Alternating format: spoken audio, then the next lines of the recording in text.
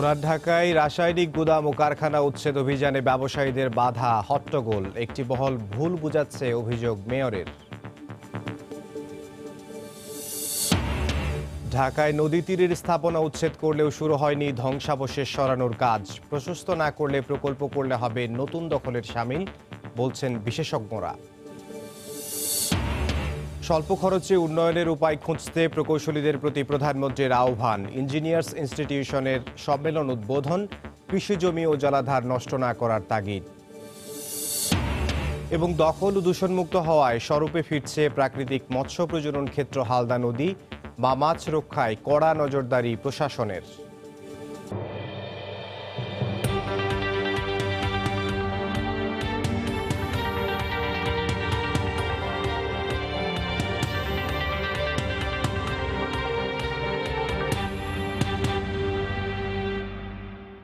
দেখছিলেন শিরোনাম। জনপদের সময়ের সঙ্গে আছে আমি ইমদাদুল হক। অভিযানের দ্বিতীয় দিনে বাধার মুখে পড়ল রাসায়নিক গুদাম ও কারখানা উচ্ছেদে গঠিত সরকারি টাস্ক ফোর্স। পুরান ঢাকার বকশীবাজারে কেমিক্যাল ব্যবসায়ীদের সঙ্গে হট্টগোল বাধে কমিটির সদস্যদের। খবর পেয়ে ঘটনাস্থল পরিদর্শনে এসে মেয়র সাইদ খোকন বলেন, একটি মহল ব্যবসায়ীদের বিভ্রান্ত করার চেষ্টা করছে। শাহরিয়ার জামান দ্বীপকে সঙ্গে নিয়ে আতিকুর রহমান তমালের রিপোর্ট। শনিবার ছিল অভিযানের দ্বিতীয় দিন। অভিযান শুরু হতে না হতেই বকশীবাজারে বিক্ষোভের মুখে পড়েন কর্মকর্তারা। বাসার নিচে রাসায়নিকের গুদাম ও কারখানার সন্ধান পেয়ে সেবা সংস্থার লাইন কাটতে গেলে ধাওয়া দেয় ব্যবসায়ীরা। ধাওয়া খেয়ে সেখান থেকে ফিরে আসেন সরকারি কমিটি। খবর পেয়ে সেখানে ছুটে যান ঢাকা দক্ষিণ সিটি কর্পোরেশনের মেয়র। পরে বিপুল সংখ্যক পুলিশ নিয়ে বকশীবাজারে ঢোকেন সাইদ খোকন। বিভিন্ন রকমের বিভ্রান্তিমূলক তথ্য ছড়িয়ে দেওয়া হয়েছিল, যার কারণে সে সময় একটা বাধার সম্মুখীন হয়। বিভ্রান্তি ছড়ানোর মূল যে লোক, সে মহানগর বিএনপির একজন নেতা। তিনি জানান, বাসাবাড়ি নয়, কারখানা বা গোডাউনে সেবা সংস্থার সংযোগ কাটা হবে, যদিও তার কথা মানতে নারাজ ব্যবসায়ীরা। ঝুঁকি হ্রাস করবার জন্যে ওই কেমিক্যাল গুদাম থেকে আপনার ইউটিলিটি কানেকশনগুলো আমরা ডিসকানেক্ট করে দিচ্ছি। কথাটা সঠিক নয়। সংযোগ বিচ্ছিন্ন মেয়র সাহেব থাকাকালীন অবস্থায়ও কাটা হচ্ছে। সকালে বাসাবাড়ির লাইন কাটছে, আপনি কি বলেন? আপনার সকালে ছিলেন না? এর আগে সকালে টাস্কফোর্সের একটি দল যায় আরমানেটোলায়। সেখানে উপরে বাসাবাড়ি থাকলেও নিচে গড়ে তোলা হয়েছে কেমিক্যালের মার্কেট। শুধু তাই নয়, অভিযানের খবর পেয়ে বেসমেন্টের গোডাউনগুলো তালা দিয়ে পালিয়ে যায় ব্যবসায়ীরা। যে কোনো কেমিক্যাল আগুনের সংস্পর্শে, নেকেট ফ্লেমের সংস্পর্শে এবং ইলেকট্রিকের আসলে পরে এটা বিভৎসতা রূপ পাবে। তো আমরা এগুলো দেখছি, যেখানে অতি দাহ্য পদার্থ, প্লাস্টিক বা এই জাতীয় কেমিক্যালের কারখানা আমরা পেয়েছি এবং সেগুলোর আমরা ইউটিলিটি সংযোগগুলো বিচ্ছিন্ন করেছি। আর এই অভিযান চলমান থাকবে। অপর একটি দল শহীদনগরে গিয়ে বেশ কয়েকটি কারখানার পানি, গ্যাস ও বিদ্যুৎ সংযোগ বিচ্ছিন্ন করে। তবে অভিযানের বিষয়ে নানা অভিযোগ তুলেছেন ব্যবসায়ীরা। আগুন যেমন দ্রুত ছড়ায় সেই কেমিক্যালও আছে, ধার্য পদার্থ, এবং আগুন নেভানোরও কেমিক্যাল আছে, সেটাও আমাদের প্রয়োজন। এটা একটা শিল্প, এই শিল্পকে বাঁচিয়ে রাখতে হবে। ঋণগ্রস্ত হয়ে দোকান কিনলাম, কিন্তু আপনি আমার যখন সরাই দিবেন তখন তো আমার এইটা ক্ষতিগ্রস্ত। কেরানীগঞ্জে নিয়ে যেতে বলতেছেন, ওইখানের লোক আন্দোলন করতেছে, ওনারা বলতেছে আমরা এখানে কেমিক্যালের গোডাউন রাখতে দিব না। 28 ফেব্রুয়ারি শুরু হওয়া এই অভিযান চলবে 1 এপ্রিল পর্যন্ত। আতিকুর রহমান তমাল, সময় সংবাদ, ঢাকা। উচ্ছেদ হওয়া জায়গায় ওয়াকওয়ে সহ পরিবেশ বান্ধব নানা স্থাপনা নির্মাণে 848 কোটি টাকার প্রকল্প হাতে নেওয়া হলেও সেখানে নদীর জায়গা নদীকে ফিরিয়ে দিতে রাখা হয়নি কোনো বরাদ্দ। ঢাকার চারপাশের নদী দখলমুক্ত করতে চলমান উচ্ছেদ পরবর্তী এমনই একটি প্রকল্প নিয়ে কাজ শুরু করেছে বিআইডব্লিউটিএ। বিশেষজ্ঞরা বলছেন, নদী প্রশস্ত না করে নতুন প্রকল্প করলে তা হবে নদী দখলের শামিল। মাহমুদ রাকিবের রিপোর্ট। বুড়িগঙ্গা পাড়ের কামরাঙ্গীরচর খোলামোড়া মোড়ে 1 মাস আগে উচ্ছেদ অভিযান চালালেও এখনও ভবনগুলোর ধ্বংসাবশেষ নদীর জায়গাতেই পড়ে আছে। 2-1 জায়গায় ভবন মালিকরা নিজ উদ্যোগে ঢিমে তালে ভাঙাচোরা অংশ সরিয়ে নেওয়ার কাজ করছেন। ঢাকার চারপাশের নদী দখলমুক্ত করতে চলমান উচ্ছেদ অভিযানের নেতৃত্ব দেওয়া কর্মকর্তা বলছেন, দখল হওয়া জায়গা দ্রুত খনন করে নদীকে পূর্বের অবস্থায় ফিরিয়ে নেয়াই তাদের মূল উদ্দেশ্য। নদীর ঘাট কিন্তু অংশটা আমরা এক্সকাভেশন করে, ড্রেজিং করে নদীর জায়গা নদীকে ফিরিয়ে দেওয়া, তা না হলে তো নদী প্রশস্ত হবে না। উচ্ছেদ অভিযান শেষে নদীর জায়গা নদীকে ফিরিয়ে দেওয়ার জন্য ইতিমধ্যেই একনেকে প্রায় 850 কোটি টাকার একটি প্রকল্প পাশ করা হয়েছে। তবে অবাক হলেও সেই প্রকল্পের আওতায় নদীর তীরে ওয়াকওয়ে একাধিক জেটি ও ইকোপার্ক নির্মাণের জন্য কোটি কোটি টাকা বরাদ্দ রাখা হলেও টেকসইভাবে নদীর জায়গা দখলমুক্ত করতে খনন ও ড্রেজিংয়ের জন্য 1টি টাকাও বরাদ্দ রাখা হয়নি। প্রকল্পটির আওতায় ঢাকার চারপাশের নদী তীরে 52 কিলোমিটার ওয়াকওয়ে নির্মাণের কথা রয়েছে। এছাড়া 19টি জেটি, 3টি ইকোপার্ক, 10,820টি সীমানা পিলার সহ বেশ কিছু পরিবেশ রক্ষা স্থাপনার পরিকল্পনা রয়েছে। প্রকল্প পরিচালক জানান, জায়গার অভাবে তারা আবর্জনা সরাতে পারছেন না। উচ্ছেদের পর যে গার্বেজগুলো হয়, এই ডেব্রিসগুলো তো ফেলার জায়গা থাকতে হবে। বিআইডব্লিউটির তো কোনো নিজস্ব জায়গা নাই, আমাদের নদী ছাড়া তো আমাদের কোনো জায়গা নেই, তো নদীতে তো ফেলানো যাবে না। অ্যাসাইন্ড অর্গানাইজেশন সিটি কর্পোরেশন, ড্রেজিংয়ে আসলে কোনো বাজেট নাই। আমরা শুধু এই প্রকল্পেতে 6টা এক্সকাভেটর ধরা আছে।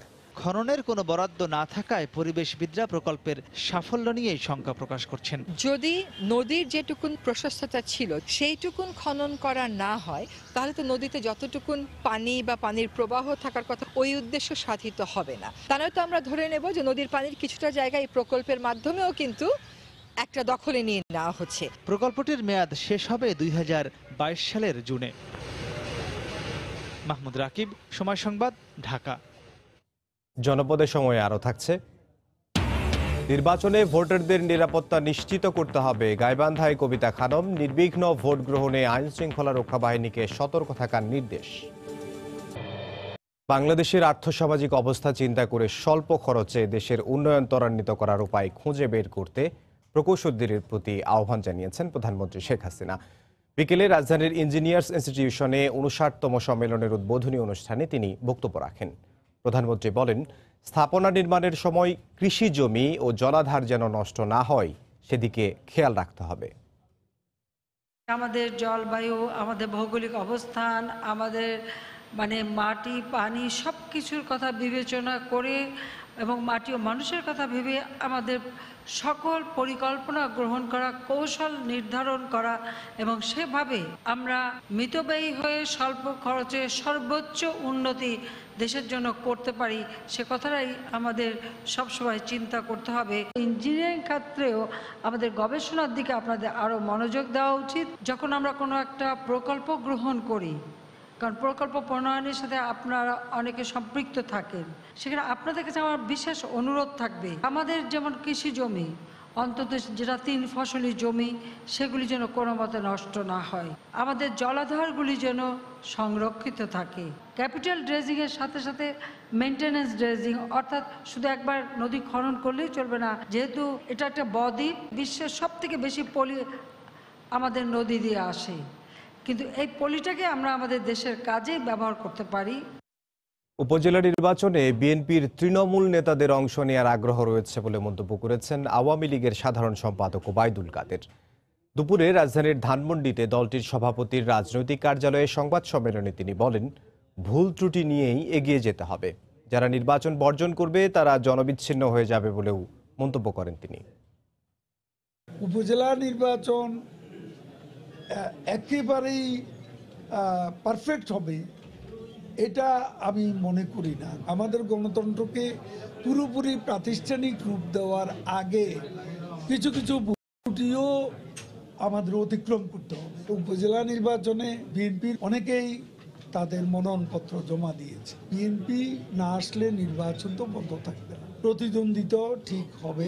ইতিহাস বলে যারা বয়কট করবে তাদের কিন্তু জনবিচ্ছিন্নতা অনিবার্য হয়ে দাঁড়াবে। জনপদের সময়ে আরও থাকছে, উপজেলা নির্বাচন ঘিরে খুলনায় তৎপর রাজনৈতিক দলের নেতাকর্মীরা, চলছে নানা হিসেব নিকেশ, গুরুত্ব পাবে প্রার্থীর অতীত কর্মকাণ্ড।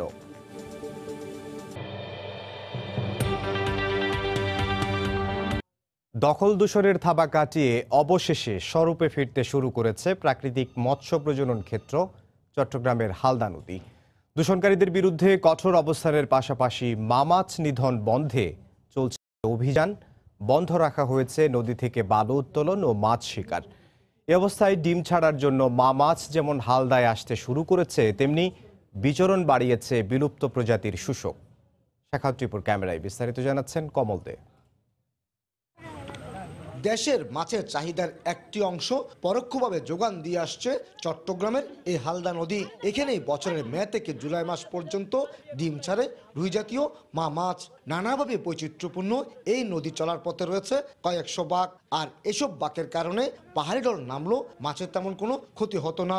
কিন্তু দীর্ঘদিন ধরে অপরিকল্পিতভাবে যেমন এসব বাঁক সোজা করার চেষ্টা চলছে, তেমনি মারাত্মক দূষণের কবলেও পড়ে জোয়ার ভাটার এই নদীটা ঐতিহ্যহারা বলছিল যে একটা বালু, তারপর দূষণ, যে বিভিন্ন কলকারখানার বর্জ্যগুলো আসে এখানে। 123 কিলোমিটারের হালদা বর্তমানে 98 কিলোমিটার এসে ঠেকেছে বাঁক কাটার কারণে শুধুমাত্র। সুতরাং আমরা মনে করি হালদার বাঁক কাটা বন্ধ হলে খালদার বিপর্যয় অনেকখানি রক্ষা হবে। গত বছর মাছ ডিম ছাড়লো, আগের 2 বছর হালদা ছিল ডিম শূন্য। এই অবস্থায় শুরু হয়েছে ঐতিহ্যবাহী এই নদীর অতীত ফিরিয়ে আনার নানা কার্যক্রম। প্রাকৃতিক মৎস্য প্রজননকে বাঁচিয়ে রাখতে হলে এবং চট্টগ্রামের 60 লক্ষ মানুষের যদি জনজীবন যদি আমরা বাঁচিয়ে রাখতে চাই, হালদাকে অবশ্যই রক্ষা করতে হবে। কেউ বিষ প্রয়োগ করে বাসাজাল বা ঘেরাজাল ফেলে মাছ শিকার করে মাছের মজুদ কমাতে পারবে না, প্লাস মাছ যাতে মাইগ্রেট করে সহজে ঢুকতে পারে, এই জন্য কর্ণফুলীর যেই মুখটা, ওই মুখাতে আমরা কিন্তু নিয়মিত অভিযান পরিচালনা মনিটরিং করছি। 98 কিলোমিটার দৈর্ঘ্যের হালদা নদী খাগড়াছড়ির মানিকছড়ি থেকে উৎপত্তি হয়ে কর্ণফুলী নদীতে মিশেছে। এই নদী থেকে প্রতিদিন 2 কোটি গ্যালন পানি শোধন করে নগরীতে সরবরাহ করছে চট্টগ্রাম ওয়াসা। কমল দে, সময় সংবাদ, চট্টগ্রাম। ভোট গ্রহণের দিন প্রিজাইডিং অফিসারদের সতর্কতার সঙ্গে দায়িত্ব পালনের নির্দেশ দিয়েছেন নির্বাচন কমিশনার কবিতা খানম। বিকেলে গাইবান্ধার ফুলছড়িতে এক কর্মশালা শেষে একথা বলেন তিনি। ভোটারদের নিরাপত্তা নিশ্চিতের দায়িত্ব আইন শৃঙ্খলা রক্ষা বাহিনীর বলেও মন্তব্য করেন কবিতা খানম। প্রিজাইডিং অফিসার হিসেবে আপনাদের দায়িত্ব কিন্তু অপরিসীম। আপনারাই কিন্তু ওই দিনের নায়ক, ওই দিনের লিডার। রিটার্নিং অফিসারের উপরে সার্বিক দায়িত্ব অ্যাডমিনিস্ট্রেটিভ ফাংশনটা, আর আপনার দায়িত্ব ভোট কেন্দ্রের শৃঙ্খলা বজায় রাখা। যে কোনো ধরনের অনভিপ্রেত ঘটনা ঘটলে তাৎক্ষণিকভাবে আইন শৃঙ্খলা বাহিনীকে অবহিত করা, প্রয়োজনে ম্যাজিস্ট্রেটকে জানানো, তাৎক্ষণিকভাবে ভোট গ্রহণ বন্ধ করে রিটার্নিং অফিসারকে অবহিত করা। সুতরাং এতগুলো ক্ষমতা আপনার হাতে, ক্ষমতাটার যেন অপব্যবহার না হয়। উপজেলা পরিষদ নির্বাচন নিয়ে সরগরম রংপুর অঞ্চলের রাজনীতি। প্রতিটি উপজেলায় বেড়েছে রাজনৈতিক দলের নেতাকর্মীদের তৎপরতা। সাধারণ ভোটাররাও ব্যস্ত নানা হিসেব নিকেশে। তাদের ভাবনা জানাতে রংপুরের কাউনিয়া উপজেলার মাছহারি এলাকা থেকে যুক্ত হচ্ছেন রিপোর্টার রতন সরকার। এমদাদ, আমরা অন্যান্য দিনের মতো আজও আসলে আগামী উপজেলা পরিষদ নির্বাচন নিয়ে এই অঞ্চলে মানুষের যে ভাবনা চিন্তা এবং এর সঙ্গে সম্পৃক্ততা, এই নির্বাচনকে কেন্দ্র করে আশা প্রত্যাশার যে স্বপ্ন বনে এই অঞ্চলের মানুষ, তার সঙ্গেই আসলে একটু পরিচিত হতে প্রচেষ্টা থাকে আমাদের। আজ আমরা যে স্থানটিতে এসেছি এটি একটি প্রসিদ্ধ এলাকা। এখানে আসলে বিভিন্ন অঞ্চলের মানুষ এসে থাকেন। সেই সব মানুষের সঙ্গেই আমরা আজ কথা বলবো। একেবারেই খুব সাধারণ মানুষ যারা আমাদের সাধারণ জীবনে যারা ঘুরে বেড়ায়। আমার ডান পাশে আছেন একজন। আগামী যে উপজেলা নির্বাচন নিয়ে এই অঞ্চলের পরিস্থিতিটা কি, আপনারা কাকে ভোট দিবেন, এই ভোট দিয়ে আসলে কি পাওয়া যাবে? আমি একটু উপজেলা নির্বাচন সম্পর্কে একটু যদি বলেন। এখানে উপজেলা নির্বাচন এখানে মাইকিং টেকিং চলছে। হ্যাঁ, আমরা এখানে একজন আছে আনারুল ইসলাম, হ্যাঁ, ওনাকে সাপোর্ট বেশি করে আমার এলাকার লোক মায়াবী। এখন আমরা যে দেখছি যে এই যে আমরা নির্বাচিত করব, তাকে ভোট দেব, দেওয়ার পরে আসলে তার কাছ থেকে কি আমাদের পাওয়ার জায়গাটা কি, আমরা কি পাই, আমরা যেটা প্রত্যাশা করি সেটা পাই কিনা, আপনি একটু বলেন। আমাদের এই উপজেলা নির্বাচনে সৎ নিষ্ঠাবান আনারুল ভাই এবং উপজেলার আরও রাজ্জাক ভাই আছেন, এদের মধ্যে আর কি সৎ পরামর্শ সৎ সফলতা পাওয়া যায়। এনারা এদেরকে আমরা সাপোর্ট করি। আমরা আসলে কারো নাম ধরে বলতে চাই না বা কারো পক্ষে বিপক্ষে আমরা কাজ করতে চাই না। তারপরে শুধু একটু, আপনি তো জনপ্রতিনিধি, একজন মেম্বার সাহেব হিসেবেই আপনাকে এলাকায় লোকজন চেনে। তো এই যে নির্বাচন আসে, এই নির্বাচন নিয়ে আসলে মানুষের প্রত্যাশার জায়গাটা কি থাকে, মানুষ কি পায় আসলে এই যে উপজেলার কাছ থেকে বা ইউনিয়ন পরিষদের কাছ থেকে, যেটা থেকে বলুক। আমাদের যে ইউনিয়নের ইলেকশন, আমরা এক ফার্স্ট থেকে বলি, আমাদের যে ইউনিয়নের ইলেকশন হয়, গরিব দুঃখী মানুষের সহযোগিতা, তারা আশাবাদী থাকে কিছু পাবার লোকের আশায়, যে একজনকে প্রতিনিধি করলে কিছু আমরা পাবো, সেই সুবিধে আশা করে। বরঞ্চ এখন উপজেলা চেয়ারম্যান, এখন এই ইলেকশন আসছে আনারুল ইসলাম মায়া, উনি দীর্ঘ আরও একবার উপজেলার চেয়ারম্যান ছিলেন। ওনার কাছ থেকে বহু লোক এলাকাবাসী বহু সহযোগিতা পাইছে, ধন সম্পদের আশা করছিল পাইছে, এমন কোনো কাজে তাদের এলাকাবাসীর ব্যাঘাত দেয় নাই উনি। এত ভালো না, আমরা আসলে কারো পক্ষে বিপক্ষে বলতে চাই না, বিপক্ষ না বললে আমাদের তৃপ্তি মেটে না। হ্যাঁ, আমরা বুঝেছি যে আসলে সাধারণ মানুষের ব্যাপারগুলো এরকমই থাকে, কারো পক্ষ বিপক্ষে। কিন্তু আমরা যে উপজেলা পরিষদ থেকে আমরা কি পাই আসলে? আমরা বহুত কিছু আল্লাহ মিলায় ওদের ওসিলায় আমরা সরকার থেকে ওরা আনে, কি আনে না আনে, ওদের যেটা ওসিলায় আমরা পাই তাতে আমাদের তৃপ্তি মেটে। আচ্ছা, এলাকার উন্নয়ন, রাস্তাঘাট, হাট বাজারের বিষয় আশয় থাকে, এই বিষয়গুলো কিভাবে কি আপনাদের পাওয়া যায় কিনা? মোটামুটি ভালো আছে ইনশাল্লাহ। আনাল ভাই খুব ভালো লোক।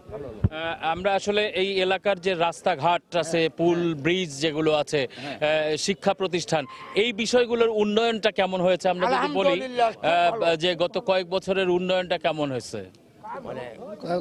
কাজ ইনশাল্লাহ খুব ভালো কাজ করছে, আমাদের গরিবের জন্য আর কি উপকার হয়েছে। রাস্তাঘাট একটু কাজও ছিল, এখন মনে করো রাস্তা সব পাকা হয়ে গেছে। ইসলাম মায়া খুব ভালো লোক। আচ্ছা, এই যে এখানে কি এমন নাই যে কোনো একটা শিক্ষা প্রতিষ্ঠান আরো বড় হোক, একটা হাট বাজার যে থাকে তার উন্নয়ন হোক, এই বিষয়গুলো কিরকম আছে? আমরা তো সাংবাদিক হিসেবে ঘুরি, দেখি যে আসলে অনেক জায়গায় কাজের অনেক কিছুই বাকি আছে। হ্যাঁ ইনশাল্লাহ, মানে এখানে যেমন হারাগাছ একটা কলেজ সরকারি করে দিয়েছেন, আমাদের মনে করো এলাকাবাসীর উন্নয়নেরও কাজ অনেক করছেন। রাস্তাঘাট অনেকে হইব, কালবাট, ব্রিজ টিরিজ সব কাজ হচ্ছে আর কি। এমন কোনো সারা ইউনিয়নের মধ্যে এমন কোনো রাস্তা কাঁচা থাকবে না, সব পাকা। আচ্ছা, আমরা যেটা জানি যে এই এলাকায় মাদক একটা বড় সমস্যা, এই সমস্যাটা নিয়ে কেউ কোনো কিছু করে না কেন? মাদক আমার এলাকায় নির্মূল হয়ে গেছে। এই সরকার মনে করে যে পদক্ষেপ নিয়েছে তাতে মাদক নাই এলাকায়, মানে একদম নির্মূল করছে। হ্যাঁ, কোনো সমস্যা নেই আর। এই অঞ্চলে আমরা যেটা দেখি যে তামাকের চাষ বেশি থাকে এবং বিড়ি সিগারেট ফ্যাক্টরি থাকে, এখানে ছোট ছোট বাচ্চারা কাজ করে। এই আমরা যা দেখি যে আসলে ক্ষমতাসীন যারা হয় তারাই আসলে এগুলা পরিচালনা করে। এই বিষয়গুলো কেমন? আমরা তামাকের ব্যাপক চাষ দেখি। না, তামাক তো এখানে এখন নাই, আগে তো খুব আবাদ ছিল, এখন তো আর হয় না। এখন সেই জায়গায় কিসের আবাদ হচ্ছে? আলু আবাদ। এখন আলু আবাদ হয়, সমস্ত আলু আবাদ করে কি মানুষ তাদের অবস্থা পরিবর্তন করতে পারে? পরিবর্তন হয়েছে, অনেক পরিবর্তন হয়েছে। বাড়ি ঘর আল্লাহ দেয়, অনেক কিছু উন্নয়ন হয়েছে, অনেক উন্নয়ন হয়েছে। আমরা তো দেখি যে এই এলাকায় অসংখ্য গরিব মানুষও আছে। আসলে আমরা যদি হারাগাছ পৌরসভার কথা বলি, এইখানে পৌর এলাকাটাতেই অনেক রকমের অনেক উন্নত হয়েছে, কিন্তু গরিব মানুষও আছে। এদের উন্নয়নের জন্য কি করা হয়েছে? এখানে যেটা গরিব মানুষ আছে তারাও ইনশাল্লাহ বহুত অগ্রসর হয়েছে। দুঃখী মানুষ নাই বলতে চলে এখন আমাদের এলাকায়। আল্লাহ দেয় শরীর ঠিক আছে, কর্ম করে, আল্লাহর রহমত খুব সুখে শান্তিতে বসবাস করতেছে। ইমদাদ, আমরা আসলে আজ এমন লোকজনের সঙ্গে কথা বলেছি যারা আসলে প্রান্তিক মানুষ, যারা প্রান্তিক পর্যায়ে কাজ করে। এরা একটু ভালো থাকার চেষ্টা করে। আসলে একটু ভালো থাকলে এই মানুষগুলো অনেক খুশি থাকে। আমরা দেখেছি যারা নির্বাচিত হয়ে আসবেন আগামীতে, তারা এই মানুষগুলোর উন্নয়নে, ভাগ্য উন্নয়নে আরো কাজ করবে, এই প্রত্যাশা নিয়ে ফিরছি স্টুডিওতে। এমদাদ, আপনার কাছে। আসন্ন উপজেলা নির্বাচন সামনে রেখে খুলনার দিঘলিয়া উপজেলার ভোটারদের মাঝে ব্যাপক উৎসাহ দেখা দিয়েছে। কৃষি নির্ভর এই উপজেলার মানুষের প্রত্যাশা রাস্তাঘাটের উন্নয়ন, চিকিৎসা ও শিক্ষার মান উন্নয়নে কাজ করবেন এমন প্রার্থীকে বেছে নেবেন তারা। গ্রামের ভিতরে রাস্তা খারাপ আছে, সেই রাস্তাগুলো যদি খুব দ্রুত মেরামত করা হয় বর্ষার আগে, তাহলে জনদুর্ভোগ কমে যাবে। পানি চুনিগুলো যদি সব জায়গায় ঠিক মতন হয়, তাহলে আমাদের ধান পানগুলো ভালো হয়, আমরা কৃষিকাজ করে চলে ফিরে বেড়াতে পারি। আমাদের এই দিঘলিয়া থানায় অনেক কিছু সমস্যাই আছে, তার মধ্যে প্রধান সমস্যা হলো আমাদের এই জায়গায় পাটকলগুলি অনেকটাই বন্ধ। আমাদের চেয়ারম্যান দরকার, প্রথম হলো মাদক নির্মূল করবে এবং আমাদের অনেক রাস্তাঘাটের সমস্যা আছে, এগুলো ঠিক করবে, গরিব দুঃখীর কাজ করবে, উন্নয়নমূলক কাজ করতে হবে, থাকতে হবে, কোনো বিপদ আপদে পড়ে তার ডাকলে তারা পাওয়া যাবে সবসময় কাছে। এই ধরনের একজন চেয়ারম্যান আমাদের। সন্ত্রাস, মাদক, জঙ্গিবাদ এইগুলো যাতে না থাকে এবং স্কুল, কলেজ, মন্দির উন্নয়ন হবে, রাস্তাঘাট হবে, এইগুলোই আমরা চাই। উপজেলা নির্বাচন নিয়ে সাধারণ মানুষের ভাবনা জানাতে খুলনার দিঘলিয়া থেকে যুক্ত হচ্ছেন রিপোর্টার তরিকুল ইসলাম। এমদাদ, উপজেলা নির্বাচনের খবর জানাতে আমি রয়েছি খুলনার দিঘলিয়া উপজেলায়। চতুর্থ ধাপে খুলনার এই উপজেলাতে নির্বাচন অনুষ্ঠিত হবে এবং সেই হিসেবে কিন্তু প্রার্থীরা তাদের মনোনয়নের জন্য দৌড়ঝাঁপ শুরু করেছেন। কোনো কোনো রাজনৈতিক দল তাদের মনোনয়ন চূড়ান্তও করে ফেলেছেন। তো আমাদের এই বিষয়গুলো নিয়ে কথা বলার জন্য আমাদের মাঝে এখানকার স্থানীয় বিভিন্ন শ্রেণী পেশার মানুষ উপস্থিত রয়েছেন। আমরা সরাসরি তাদের সাথে কথা বলবো। শুরুতেই আপনার কাছে জানতে চাই যে এই উপজেলাতে উপজেলা নির্বাচন নিয়ে প্রার্থীদের তৎপরতা কেমন এবং রাজনৈতিক দলগুলোর প্রস্তুতি কেমন দেখছেন? ধন্যবাদ আপনাকে এবং আপনার মাধ্যমে আমি সময় টিভিকে ধন্যবাদ জানাচ্ছি। নির্বাচন বাংলাদেশে একটা উৎসব, বিশেষ করে স্থানীয় সরকার নির্বাচনগুলো, উপজেলা তার মধ্যে অন্যতম। তা উপজেলা নির্বাচনকে কেন্দ্র করে বিভিন্ন অঞ্চলে প্রার্থীরা সাধারণ ভোটারদের কাছে যাচ্ছে, তাদের সাথে যোগাযোগ করতেছে এবং দলের প্রার্থীরা তারা দলের মনোনয়ন নেওয়ার জন্য তারা নানানভাবে চেষ্টা করছে এবং দলীয় মনোনয়ন অনেকে ইতিমধ্যে অর্জনও করেছে। আর আমাদের হাটে বাজারে বিভিন্ন জায়গায় চার দোকানে এনে আলোচনাও হচ্ছে এবং আশা করা যাচ্ছে যে জনগণের দৃষ্টি প্রার্থীরা আকর্ষণ করছে এবং নির্বাচন উৎসবমুখর হবে, এই আমার কাছে মনে হচ্ছে। ধন্যবাদ আপনাকে। আপনার কাছে জানতে চাই যে উপজেলায় মহিলা ভাইস চেয়ারম্যান একটা পদ রয়েছে, তো সেই হিসেবে সেই নারী যে জনপ্রতিনিধি থাকেন তার আসলে উপজেলা নির্বাচনের পর নির্বাচিত হওয়ার পর কি ধরনের কাজ করার সুযোগ থাকে বা না থাকলে আসলে সেইগুলো কতটুকু করা প্রয়োজন বলে মনে করছেন? ধন্যবাদ আপনাকে। কাজ করার প্রয়োজন আছে, তার সুযোগ সুবিধাও আছে। যেহেতু আমরা মহিলা বাল্যবিবাহ, তারপরে আপনার ওই আরও আছে নামগুলো আমার মনে আসছে না,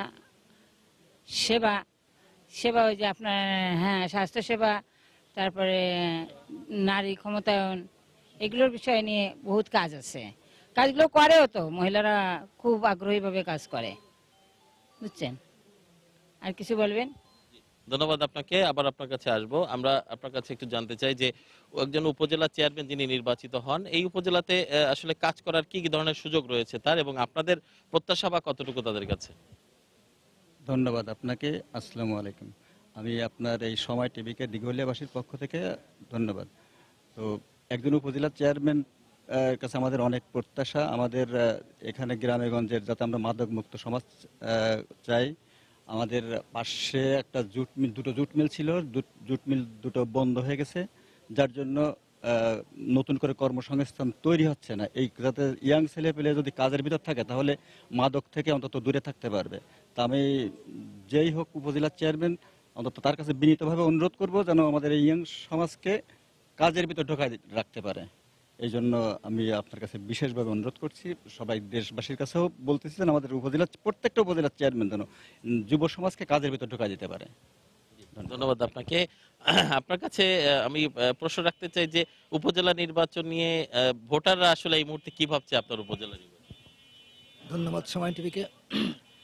উপজেলার সাধারণ জনগণ এরা সবসময়ের জন্য একটাই চিন্তা করে যে এমন একজন ব্যক্তি নির্বাচিত হোক যে জনগণের সাথে মিলেমিশে থাকবে, জনগণের বিপদে পদে দেখবে, জনগণের বিপদের কথা শুনলে ছুটে যাবে, এলাকার উন্নয়নমূলক কাজ করবে, আইন শৃঙ্খলা উন্নতি করার জন্য প্রশাসনকে চাপ দেবে, স্বাস্থ্য সেবা পাওয়ার জন্য স্বাস্থ্য কমপ্লেক্সের তদারকি করবে, স্কুল কলেজ প্রতিষ্ঠানকে শিক্ষা প্রতিষ্ঠানকে উন্নয়নমূলক উন্নতি করার জন্য সেখানে তদারকি করবে। অর্থাৎ এমন একজন উপজেলা চেয়ারম্যান নির্বাচিত হোক, এই উপজেলার সাধারণ জনগণের একটাই প্রত্যাশা যে জনগণের কল্যাণে কাজ করে, এমন একজন জনগণ কল্যাণমুখী কাজ করুক, এমন একজন উপজেলা চেয়ারম্যান এলাকার জনগণ নির্বাচিত করার জন্য বিভিন্ন জায়গায় বিভিন্ন মহলে ঘাটে পথে চার দোকানে এরকম চিন্তা ভাবনা করতেছে। ধন্যবাদ আপনাকে। আমরা আবার আপনার কাছে আসি। আমরা যেটি দেখি যে যে এলাকাগুলোতে আমরা কথা বলি সাধারণ মানুষের সাথে, সেই এলাকায় নানামুখী সমস্যাগুলো থাকে। তাই এই এলাকার আসলে প্রধান সমস্যাগুলো কি কি, যেগুলো উপজেলা চেয়ারম্যান যিনি নির্বাচিত হবেন তার হাত দিয়ে সে কাজগুলো করা সম্ভব? ধন্যবাদ। আসলে আমাদের দিঘলিয়া উপজেলাটা নদী দ্বারা বেষ্টিত, আর বর্তমান সরকার নির্বাচন ইস্তেহার ছিল দুর্নীতিমুক্ত সমাজ এবং দুর্নীতির জিরো টলারেন্স করা। এই জন্য আমরা সৎ একটা উপজেলা চেয়ারম্যান চাই, সাথে সাথে বলছে শহরকে গ্রামে নিয়ে যাবে। আমাদের প্রথম বাধা হলো আমাদের বৈরাম নদীটা। যদি এই নদীর পর একটা সেতু করা যায় তাহলে আমাদের গ্রামটাও শহর হবে, উপজেলাটাও শহর হবে। এবং যেহেতু এটা আমাদের নদী দ্বারা বেষ্টিত, এখন এই নদীর চারিদিকে বিভিন্ন শিল্প গড়ে ওঠার সম্ভাবনা থাকবে।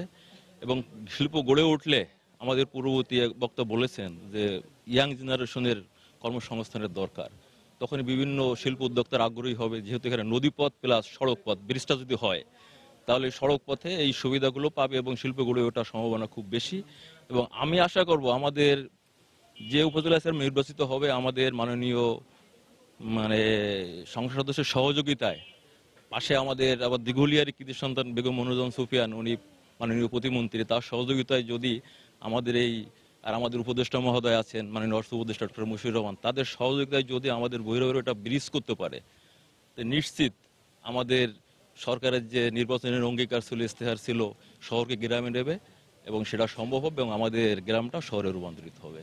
এবং আমি আমার উপজেলা চেয়ারম্যানের কাছে প্রত্যাশা করব উনি এই সমন্বয় করে এই কাজটা নিশ্চিত করবেন। ধন্যবাদ আপনাকে। ধন্যবাদ। আপনার কাছে একটু আসি, সেটি হচ্ছে এই এলাকার যে মানুষ সাধারণত দেখেছি যে শ্রমজীবী আর কি, এবং পেশায় শ্রমজীবীর পাশাপাশি কৃষি ভিত্তিক কাজও করে থাকে। তো এবং এই মুহূর্তে এই এলাকায় আমি যেটা আমার কাছে যে তথ্য রয়েছে সেটি হচ্ছে জুট মিলের যে অবস্থা, সেখানে যে মানুষগুলো রয়েছে তাদের আসলে কি অবস্থায় তারা দিন কাটাচ্ছে এবং তাদের নিয়ে কি ভাবনা আছে উপজেলা চেয়ারম্যানের, বা ভাবনা করা উচিত বলে মনে করছেন? এখন আমাদের এখানের যে দুটো জুট মিল, তাতে আমাদের এখানে প্রায় 8 থেকে 900 লোকই কর্মজীবী ছিল। এখন অনেক দিন হলো, প্রায় 8-9 বছর মিল দুটো বন্ধ হয়ে গেছে। এই লোকগুলোর ছেলে মেয়েগুলো স্কুল কলেজে যেতে পারে না, পয়সার অভাবে, অর্থের অভাবে যেতে পারে না। যার জন্য যদি এই জুট মিলগুলো যদি সচল করার ব্যবস্থা করতে পারে, উপজেলা চেয়ারম্যানের অত দূর ক্ষমতা নেই, কিন্তু আমাদের মন্ত্রী মহোদয়ের বাড়িও এখানে। তো আমাদের উপজেলা চেয়ারম্যান যদি সেই মন্ত্রী মহোদয়কে বলে, প্লাস আমাদের অর্থনৈতিক উপদেষ্টা আর বাড়িও আমাদের এখানে, তো এই জুট মিল দুটো চালু করতে পারে তাহলে আমাদের এই যে অর্থের অভাব যাচ্ছে বা ছেলেপেলে স্কুলমুখী করতে পারে না ওই সমস্ত গার্জিয়ান, তো তারা মনে হয় স্কুলমুখী করতে পারবে। এটা সব থেকে বেশি ভালো হয় যদি জুট মিল দুটো চালু করতে পারে। ধন্যবাদ আপনাকে। আপনার কাছে সংক্ষেপে একটু আসি, সেটা হচ্ছে এই এলাকার শিক্ষার যে ব্যবস্থা, সেই ব্যবস্থাটা আসলে কতটুকু রয়েছে, বা এটাকে আরো বেশি উন্নয়নমুখী করা বা আরো বেশি যুগোপযোগী করার জন্য উপজেলা চেয়ারম্যানের কি ভূমিকা থাকা উচিত বলে মনে করেন? ধন্যবাদ। আমাদের দিঘলিয়া উপজেলাটা মোটামুটি শিক্ষার দিক থেকে খানিকটা উন্নতি ছিল, তার পাশাপাশি আমাদের মাননীয় অর্থ উপদেষ্টা, প্রধানমন্ত্রীর অর্থনৈতিক উপদেষ্টা ডক্টর মুশিউর রহমান সাহেব এখানে একটা কলেজ সরকারি করছে এবং দিঘলিয়া স্কুলটা এখন মডেল। আমরা আশা করব যে যদিও দিঘলিয়া উপজেলা, তারপর আমার ব্যক্তিগত দাবি দিঘলিয়া স্কুলটাও সরকারি হোক। ধন্যবাদ। ইমদাদ, এখন শুনছিলেন যে খুলনা দিঘলিয়া উপজেলার সাধারণ মানুষের কথা, এই এলাকার সার্বিক উন্নয়নের চিত্র তারা তুলে ধরলেন, যে এই বিষয়গুলো নিয়ে যিনি চেয়ারম্যান নির্বাচিত হবেন উপজেলার, তার এখানে এই উন্নয়নমূলক কাজগুলো করা তার পক্ষে সম্ভব। তো এই ছিল আমার কাছে দিঘলিয়া উপজেলা থেকে নির্বাচনী আলোচনার সর্বশেষ। খুলনার দিঘলিয়া উপজেলা থেকে আমাদের সাথে যোগ দিয়েছিলেন রিপোর্টার তরিকুল ইসলাম, জানাচ্ছিলেন উপজেলা নির্বাচন নিয়ে সাধারণ মানুষের ভাবনা ও প্রত্যাশার কথা। এ পর্যায়ে শিরোনামগুলো জানিয়ে দিচ্ছে আরেকবার।